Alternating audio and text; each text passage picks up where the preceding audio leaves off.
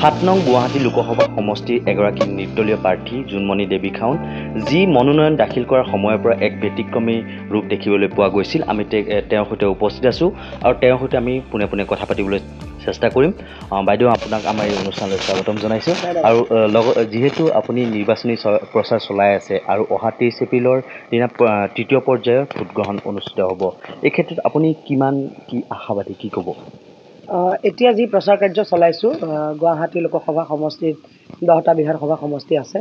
আটাইকেইটা সমষ্টিলৈকে মই যোৱা হৈছে, মোৰ সমষ্টিৰ ৰাইজক লগ পাইছোঁ আৰু যিখিনি এতিয়ালৈকে কৰিছোঁ সেইখিনিৰ পৰা অনুভৱ হৈছে যে জনসাধাৰণে আচলতে দলীয় ৰাজনীতিৰ মেপেজটো আৰু বেয়া পাবলৈ আৰম্ভ কৰিছে আৰু সৎ সাহসী আৰু যোগ্য এগৰাকী প্ৰাৰ্থী তেখেতসকলে এতিয়া নিৰ্বাচিত কৰিবলৈ সিদ্ধান্ত ইতিমধ্যে গ্ৰহণ কৰিছে। সেইকাৰণে সেইটো মোৰ কাৰণে এটা পজিটিভ কথা হৈছে। ৰাইজে এতিয়া নিজেই বিচাৰিছে আচলতে এনেকুৱা এগৰাকী প্ৰাৰ্থী যি হয়তো ৰাইজৰ কথাবিলাক সদনৰ মজিয়াত ক'বগৈ পাৰে। নিশ্চয়কৈ আপোনাক আমি প্ৰথম দিনাখনেই দেখিছিলোঁ, যেতিয়া মনোনয়ন দাখিল কৰিবলৈ গৈছিল, এক ব্যতিক্ৰমী ৰূপত গৈছিল, মূলা গাভৰু সাজেৰে গৈছিল। এই চিন্তাধাৰা কেনেকৈ আৰু ক'ৰ পৰা আহিল, আপুনি কি ক'ব? অসম আচলতে বীৰাংগনাসকলৰ দেশ, বীৰ বীৰাংগনাৰ দেশ অসম। গতিকে মই যি পদক্ষেপ ল'বলৈ গৈ আছোঁ, সেই ভোট যুদ্ধৰ পদক্ষেপ, সেই পদক্ষেপ আচলতে মই সেইকাৰণে সেই বীৰাংগনাসকলক সোঁৱৰণ কৰি পেলাই লৈছোঁ আৰু তাৰ জৰিয়তে এটা মেছেজ আচলতে মই সেইসকল ব্যক্তিলৈ দিব বিচাৰোঁ যে এতিয়াও অসমত আচলতে সাহস কৰি ওলাই অহা নাৰীৰ অভাৱ হোৱা নাই। গতিকে সেইকাৰণে মই সেইদিনা মূলা গাভৰুৰ সাজত গৈছিলোঁ। আচলতে মূলা গাভৰু, জয়মতী, কনকলতা, এইসকল মহিলা মোৰ আদৰ্শ। সৰুৰ পৰা মই তেওঁলোকৰ আদৰ্শৰে অনুপ্ৰাণিত হৈ আহিছোঁ আৰু গতিকে মই জীৱনৰ ইমান ডাঙৰ এটা পদক্ষেপ ল'বলৈ যাওঁতে সেইকাৰণে মই যোদ্ধা মূলা গাভৰুক সোঁৱৰণ কৰি সেইমতে গৈছোঁ। তেওঁৰ সাজ পিন্ধি, ঘোঁৰাত উঠি, হাতত হেংদাং লৈ গৈছোঁ।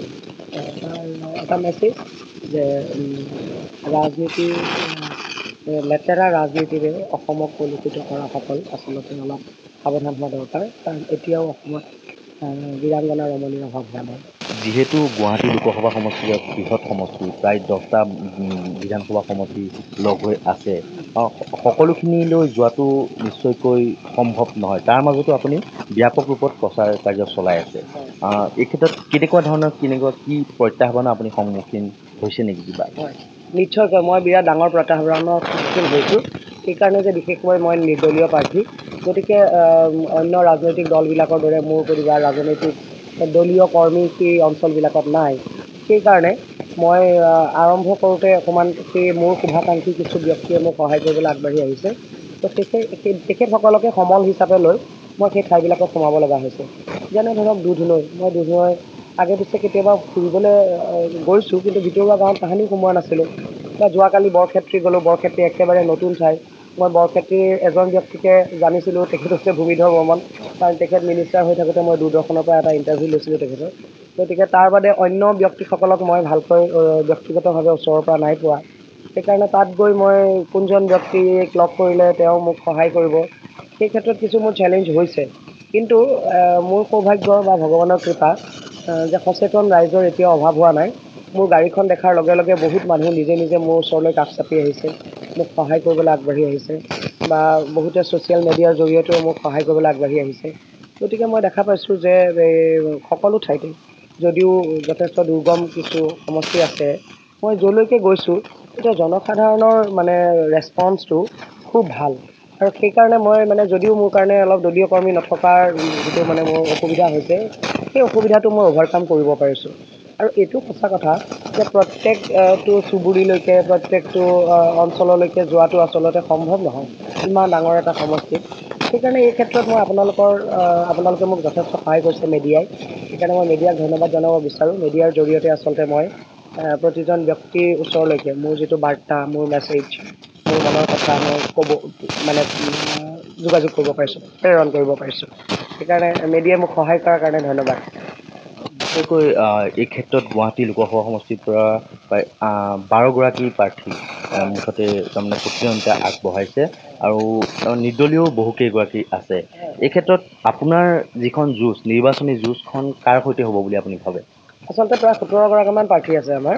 তো সেই 17গৰাকীমান প্ৰাৰ্থীৰ ভিতৰত কেইবাগৰাকীও নিৰ্দলীয় আৰু কেইগৰাকীমান মানে নতুনকৈ গঠন হোৱা ৰাজনৈতিক দলৰ সদস্য, গতিকে তেওঁলোকে প্ৰতিদ্বন্দ্বিতালৈ নাহে। আৰু প্ৰতিদ্বন্দ্বিতালৈ মেইনলি আচলতে শাসকীয় দলৰ প্ৰাৰ্থীগৰাকী মোৰ সৈতে প্ৰতিদ্বন্দ্বিতালৈ আহিব বুলি মই ভাবোঁ।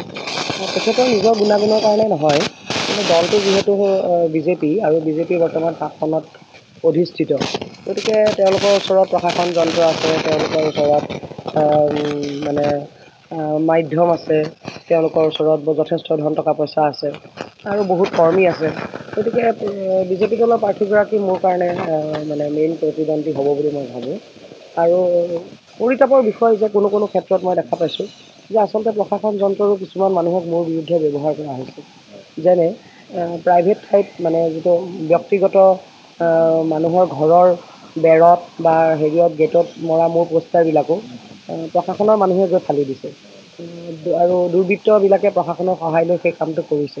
এতিয়া মই বাধ্য হৈ আচলতে তেওঁলোকৰ ওপৰত কেছ দিব লগা অৱস্থা হৈছে।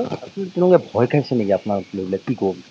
ডেফিনেটলি তেওঁলোকে ভয় খাইছে, কাৰণ তেওঁলোকে নিজেও জানে যে তেওঁলোকৰ প্ৰাৰ্থীসকলৰ যোগ্যতা কিমান আৰু মোৰ যোগ্যতা কিমান। আৰু মই এগৰাকী যোদ্ধা, মই সৰুৰ পৰা যুঁজ কৰি আহিছোঁ। গতিকে মই যে যুঁজত সহজে পিছ হুহঁকি অহা মানুহ নহয়, সেই কথাটো যিসকলে জানে মোক জানে। আৰু যিসকল আপুনি প্ৰথম দিনাই পৰিচয় দিছিল মূলা গাভৰু সাজে। সেইটো হয়। আৰু মই এতিয়া নহয়, আচলতে ক্লাছ 6ৰ পৰা মই ছাত্ৰ আন্দোলনৰ লগত জড়িত বা ৰাজনৈতিক ক্ষেত্ৰখনৰ লগত মই জড়িত। মই শ্ৰমিক কৃষকৰ মাজত কাম কৰিছোঁ, শিপিনীসকলৰ মাজত কাম কৰিছোঁ, মহিলা সবলীকৰণৰ কাম কৰিছোঁ, মানে বিভিন্ন কাম সৰুৰ পৰা মই কৰিয়ে আহি আছোঁ আচলতে। গতিকে মোৰ কাৰণে কাম এটা প্ৰত্যাহ্বান নহয়। অন্য দলৰ নেতা নেত্ৰীসকলৰ দৰে মই তেওঁলোকৰ দলীয় সভাবিলাকত অংশগ্ৰহণ কৰাটো কেৱল কৰা নাই। গতিকে তেওঁলোকৰ কাৰণে মই এক ভয়ৰ কাৰণ হৈছোঁ। গতিকে সেইকাৰণে তেওঁলোকে মোৰ পোষ্টাৰ ফলাৰ পৰা আৰম্ভ কৰি মোৰ কাৰ্যালয় বন্ধ কৰাৰ কূটকৌশল, এনেকুৱা বিভিন্ন ধৰণৰ কূটকৌশলত শাসকীয় দল আৰু আন বিৰোধী কংগ্ৰেছী দলো লিপ্ত হৈছে। কিন্তু ৰাইজে দেখি আছে, ৰাইজ মোৰ ভৰসা। আৰু মই ভাবোঁ যে ৰাইজে এই গুণ্ডাগিৰি, দাদাগিৰি, অসভ্যালি, লেতেৰা ৰাজনীতি এইবিলাকৰ এতিয়া বেয়া পোৱা হৈছে। ৰাইজে এক সঁচা মানে ব্যক্তি বিচাৰিছে যে সঁচাকৈ কাম কৰিবৰ কাৰণে প্ৰস্তুত। আৰু মোৰ সৌভাগ্য যে মোক বিশ্বাস কৰিছে ৰাইজে। নিশ্চয়কৈ যিহেতু নাগৰিকত্ব সংশোধনী বিধেয়কক লৈ উত্তাল প্ৰতিবাদ সাব্যস্ত হৈছিল আৰু আপুনিও এগৰাকী মহিলা হিচাপে বলিষ্ঠ পদক্ষেপ লৈছিল। এটা সময়ত দেলহি পৰ্যন্ত আপুনি গৈছিল। কংগ্ৰেছৰ যি উচ্চস্তৰীয় নেতৃত্ব বা অন্যান্য যি বিৰোধী দল সংগঠন আছে তেওঁলোকক সাক্ষাতো কৰিছিল। এই ক্ষেত্ৰত দেখা পোৱা গৈছিল যে কিছু পৰিমাণে অসমীয়া ৰাইজে সকাহ লাভ কৰিছিল। এই বিধেয়কখন ৰাজ্যসভাত উত্থাপন নহ'ল বা গৃহীত কৰিব নোৱাৰিলে। কিন্তু এতিয়া যোৱা পৰহি দিনাখন শিলচৰত বিজেপি ৰাম মাধৱে ঘোষণা কৰিছে যে তেওঁলোকে 31 জুলাইৰ দিনাখন এই বিধেয়কখন গৃহীত কৰাব। এই ক্ষেত্ৰত কি ক'ব? এইটো আচলতে দোষটো সকলোৰে গাত মই কওঁ মানে কথাটো হৈছে প্ৰথম কথাটো হ'ল অধিকাংশ জনসাধাৰণ বিষয়টো সম্পৰ্কে সজাগ বা সচেতন নহয়। এতিয়া ক'ত ক্ৰুটি ৰৈ গৈছে মই নাজানো। আৰু আন এটা দুৰ্ভাগ্যৰ কাৰণটো হৈছে যে যিসকলে কেব বিৰোধী আন্দোলনৰ নেতৃত্ব দিছিল তাৰ অধিকাংশ নেতাই বৰ্তমান তেওঁলোকে মানে তেওঁলোকৰ ৰাজনৈতিক অংক, ৰাজনৈতিক দলৰ লগত লেটিপিটি এইটো জনসাধাৰণে সহজভাৱে ল'ব পৰা নাই। গতিকে তেওঁলোকৰেও নিজৰ বিশ্বাসযোগ্যতা আচলতে হেৰুৱাইছে আৰু তেওঁলোকে এই ক্ষেত্ৰত সচেতন হ'ব লাগিছিল। গতিকে তেওঁলোকে নিজৰ সততা ৰাইজৰ আগত প্ৰকাশ কৰাত ব্যৰ্থ হৈছে কোনোবাখিনিত। আৰু কেব বিৰোধী আন্দোলনটো মই সক্ৰিয়ভাৱে অংশগ্ৰহণ কৰিছিলোঁ আৰু মই আজিও মোৰ স্থিতিত অটল আছোঁ। মই নিৰ্বাচনী প্ৰচাৰৰ প্ৰতিখন সভাত এই বিষয়ে জনসাধাৰণক সজাগ কৰিবৰ কাৰণে চেষ্টা কৰিছোঁ।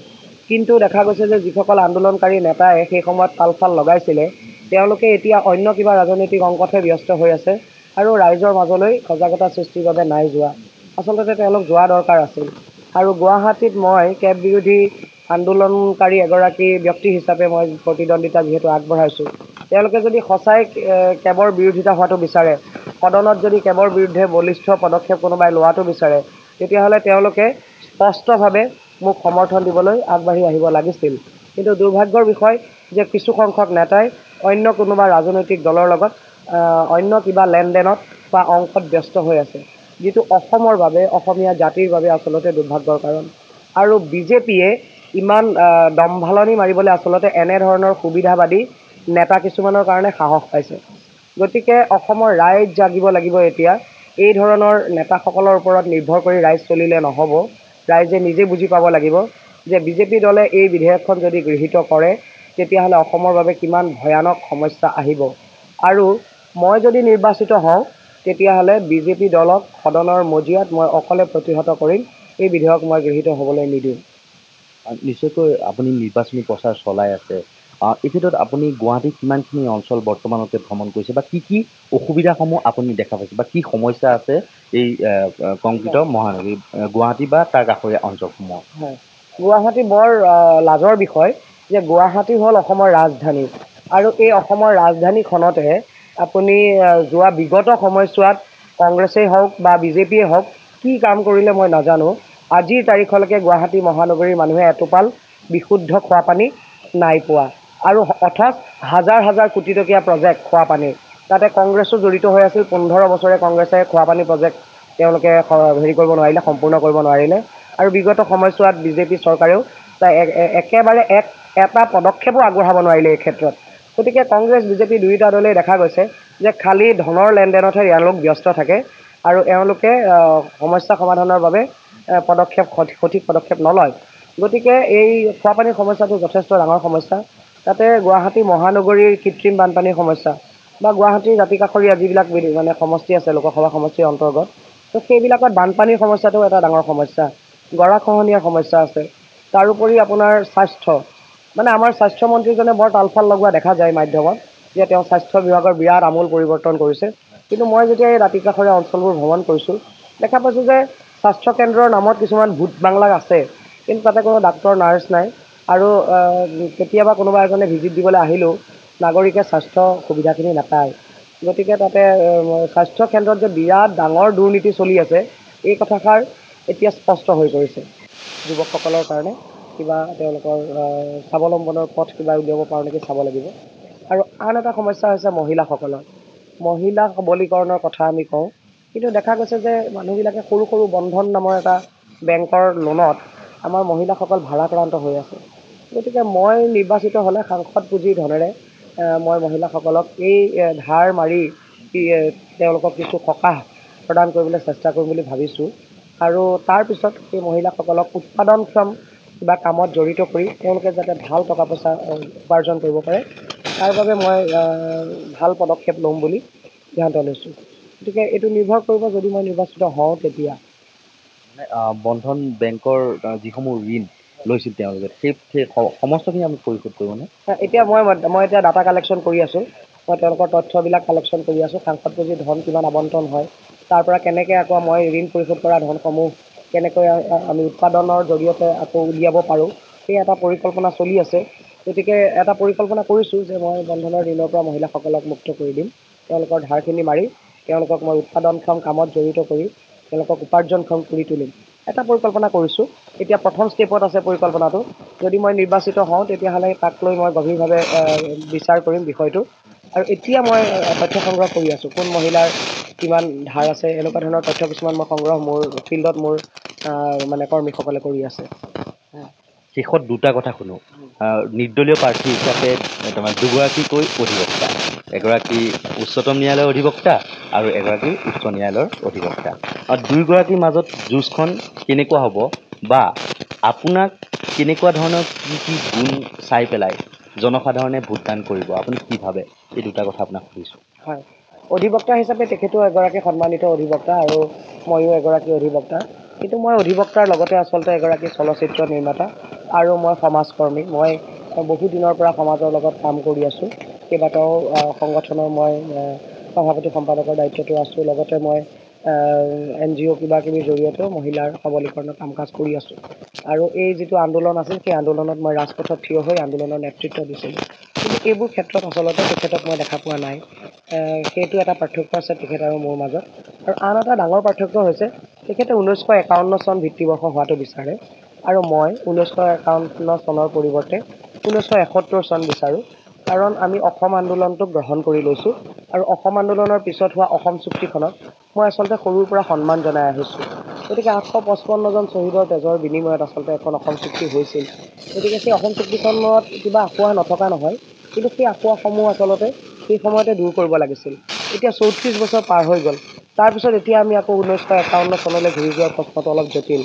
লগতে NRCৰ কাম ইতিমধ্যে 71ৰ ভিত্তিবৰ্ষ হিচাপে লৈ শেষ হ'বৰ হৈছে। এতিয়া NRC কাম শেষ হ'বৰ সময়ত হাজাৰ কোটি টকা খৰচা হৈছে আৰু মানুহ এটা যথেষ্ট শাস্তি খাইছে NRC এইখিনি আপডেশ্যনৰ সময়তে। এতিয়া যদি গোটেইখিনি বস্তু নস্বাত কৰি আকৌ আমি 51 ভিত্তিবৰ্ষ কৰি ঘূৰি যাওঁ, তেতিয়াহ'লে ই অসমত সাংঘাতিক বিশৃংখলতা বেমেজালি সৃষ্টি কৰিব আৰু লগতে মানুহৰ মাজত সাংঘাতিক হাহাকাৰ সৃষ্টি হ'ব। সেইকাৰণে তেখেতে যিটো 51 চন ভিত্তিবৰ্ষ বিচাৰিছে, সেইটো মই বিচৰা নাই। গতিকে তেখেত আৰু মোৰ মাজত সেইটো এটা ডাঙৰ পাৰ্থক্য আছে। মই 71 চনক মানি লৈছোঁ, অসম চুক্তিক মানি লৈছোঁ, আৰু তেখেতে অসম চুক্তিক নস্বাত কৰিছে। আনহাতে ময়ো খিলঞ্জীয়াৰ অধিকাৰৰ কথা কৈছোঁ। তেখেতে খিলঞ্জীয়াৰ অধিকাৰ 51 ভিত্তিবৰ্ষত হোৱা কথাটো কৈছে, কিন্তু মই কৈছোঁ যে খিলঞ্জীয়াৰ অধিকাৰ সুৰক্ষিত কৰিবৰ কাৰণে প্ৰত্যেক জনগোষ্ঠীৰ জনসংখ্যা অনুপাতিক প্ৰতিনিধি লৈ এখন উচ্চ সদন গঠন হ'ব লাগে অসমত, যাক বিধান পৰিষদ বুলি কয়। এখন বিধান পৰিষদ যদি গঠন হয়, উচ্চ সদন, সেই উচ্চ সদনত যদি জনগোষ্ঠীসকলৰ জনসংখ্যা অনুপাতিক প্ৰতিনিধি আহি সেই উচ্চ সদনত তেওঁলোকে নিজৰ জনগোষ্ঠীৰ বাবে আইন প্ৰণয়ন কৰাৰ সুযোগ পাব। গতিকে তেনেকৈ প্ৰত্যেকটো জনগোষ্ঠীৰ সাংবিধানিক সুৰক্ষাৰ কথা, বিশেষ ৰাজ্যৰ মৰ্যাদাৰ কথা, ভূমিপট্টাৰ কথা, ভূমি অধিকাৰৰ কথা, এইবিলাক কথা ময়ো কৈছোঁ। গতিকে এইখিনি মই এটা বেলেগ ফলপ্ৰসূ এটা মই পথৰ সন্ধান পাইছোঁ উচ্চ সদনৰ জৰিয়তে। গতিকে পুনৰ বিশৃংখলতা সৃষ্টি নকৰাকৈ জনগোষ্ঠীয় 6খন জনগোষ্ঠীকে আদি কৰি অসমৰ অন্যান্য সকলো জনগোষ্ঠীয় সমস্যাৰ আচলতে এটা ফলপ্ৰসূ সমাধান সূত্ৰ ওলাব, যদিহে এখন উচ্চ সদন গঠন কৰা যায়। গতিকে মোৰ দাবীখিনি বাস্তৱ দাবী আৰু সৃষ্টিশীল, ক্ৰিয়েটিভ। ইয়াতে ধ্বংসৰ কোনো সুযোগ নাই। কিন্তু 51 ভিত্তিবৰ্ষ কৰি পেলাই আমি উভতি গ'লে ইয়াতে অসমত বিশৃংখলতা, বেমেজালি আৰু ধ্বংসৰ কাৰণ সৃষ্টি হ'ব। বিশেষকৈ শেষত এটা কথা আচলতে সুধিব ৰৈ গৈছিল। গুৱাহাটী লোকসভা সমষ্টি বুলি ক'লে বহুকেইগৰাকী শিক্ষিত প্ৰাৰ্থীয়ে ইতিমধ্যে প্ৰতিদ্বন্দ্বিতা আগবঢ়াইছে।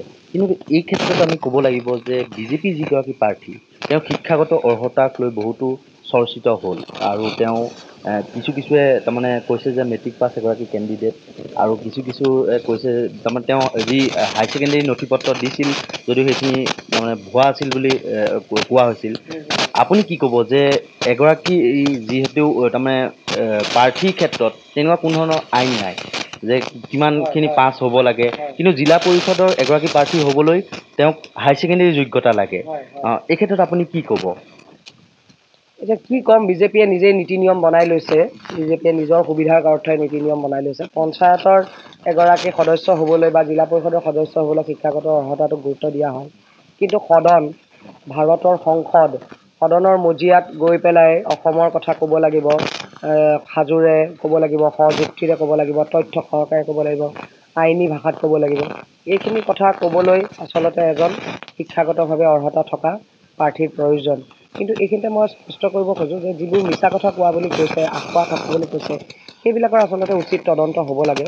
মানে আপুনি মানে নিৰ্বাচনৰ প্ৰতিদ্বন্দ্বিতা নামতেই যদি এনেকৈ মিছাৰ আশ্ৰয় লয়, তেতিয়াহ'লে নিৰ্বাচিত হোৱাৰ পিছত কিমান আৰু বেছি মিছাৰ আশ্ৰয় লৈ জনসাধাৰণক, ভোটাৰসকলক ঠগিব, সেই কথা অনুমেয় হৈ গৈছে। আনহাতে শিক্ষাগত অৰ্হতাটো আচলতে মই মানুহ এগৰাকী তেওঁৰ যোগ্যতা জোখাৰ মাপকাঠি বুলি নাভাবোঁ। ভাল আনুষ্ঠানিক শিক্ষা নথকা ব্যক্তিও খুব ভাল যোগ্য ব্যক্তি হ'ব পাৰে, কিন্তু সংসদৰ মজিয়াত আচলতে বিতৰ্ক কৰিবলৈ হ'লে শিক্ষাগত অৰ্হতাটোৰ প্ৰয়োজন আছে। অন্য সামাজিক অনুষ্ঠানত বেলেগ কথা। আৰু তাৰোপৰি কি হৈছে যে তেখেতে ইতিমধ্যে অসমত গুৱাহাটীত মেয়ৰ হিচাপেও কাৰ্যনিৰ্বাহ কৰিছিল। সেই সময়তো কিন্তু গুৱাহাটীবাসী ৰাইজে মানে গুৱাহাটীৰ বানপানীৰ কৃত্ৰিম বানপানীৰ সমস্যাৰ পৰা আৰম্ভ কৰি অন্যান্য খোৱাপানী, চোৱাপানী ইত্যাদি যি সমস্যা আছিল, সেইবিলাকৰ কোনো সমাধান তেখেতৰ পৰা পোৱা নাছিলে। গতিকে তেখেতে সাংসদ হৈ কিমান সক্ৰিয়ভাৱে কাম কৰিব পাৰিব, সেই লৈ পেলাই ৰাইজে নিজে বিচাৰ কৰি চাব। মই আশা কৰিম যে ৰাইজে সকলো দিশ বিচাৰি চাই এটা সিদ্ধান্ত ল'ব। আৰু বিজেপি দলে আচলতে বিজেপিয়ে হওক বা কংগ্ৰেছে হওক, তেওঁলোকে গুৱাহাটী সমষ্টিটোত প্ৰাৰ্থী যেতিয়া তেওঁলোকে টিকেট দিছে, সেই ক্ষেত্ৰত বৰ উদাসীন হৈ টিকেট দিয়া যেন মোৰ মনোভাৱ হৈছে। কাৰণ গুৱাহাটী এটা সন্মানিত লোকসভা সমষ্টি, ইয়াৰ অন্ততঃ 80% ভোটাৰেই হৈছে যথেষ্ট শিক্ষিত। গতিকে এই সন্মানিত সমষ্টিটোত কোনগৰাকী প্ৰাৰ্থীক টিকেট দিব, সেই প্ৰাৰ্থীগৰাকীৰ যোগ্যতা আচলতে তেওঁলোকে ভালদৰে বিচাৰ বিবেচনা কৰি চাব লাগিছিলে। কংগ্ৰেছ আৰু বিজেপি দুয়োটা দলৰ ক্ষেত্ৰতে কৈছোঁ মই, কাৰণ কংগ্ৰেছৰ যিগৰাকী প্ৰাৰ্থী প্ৰক্ষেপ কৰিছে তেখেত যথেষ্ট শিক্ষিত মহিলা, কিন্তু হ'লেও তেখেতৰ সামাজিক বা ৰাজহুৱা জীৱনত তেখেতৰ অৱদান বা মানুহৰ সৈতে সংযোগটো তেখেতৰ যথেষ্ট কম। আৰু আচলতে কিছু চিৰিয়েল চলচ্চিত্ৰ ইত্যাদিৰ জৰিয়তে তেখেতে কিছু কাম কৰিছে, নকৰা নহয়, কিন্তু জনসাধাৰণৰ লগত জনসাধাৰণৰ সৈতে বহি জনসাধাৰণৰ কাম তেখেতে কিমান কৰিছে সেই কথা জনসাধাৰণে নিজে বিচাৰ কৰি চাব বুলি মই আশা কৰিলোঁ। নিশ্চয়কৈ আপোনাক আমি ইমানখিনি বহুমূলীয়া সময় দিলে, আপুনি প্ৰচাৰ কামত যিহেতু ব্যস্ত হৈ আছে, আপুনি ওলাই আছে প্ৰচাৰ কামত যাবলৈ, তাৰ মাজতো আমাক ইমানখিনি সময় দিলে আপোনাক আমি ধন্যবাদ জ্ঞাপন কৰিছোঁ। আৰু এয়া আছিল জোনমণি দেৱীখাউন, তেখেতে ৭ নং গুৱাহাটী লোকসভা সমষ্টিৰ পৰা তেখেতে নিৰ্দলীয় প্ৰাৰ্থী হিচাপে প্ৰতিদ্বন্দ্বিতা আগবঢ়াইছে। আৰু অহা 23 মে' তাৰিখে এই যি সমষ্টি বা অন্যান্য যিসমূহ সমষ্টি সকলোৱে ফলাফল ঘোষণা কৰা হ'ব, আৰু তেতিয়াই ওলাই পৰিব এই লোকসভা সমষ্টিৰ পৰা কোনে মাৰিব শেষ হাঁহি। ধন্যবাদ।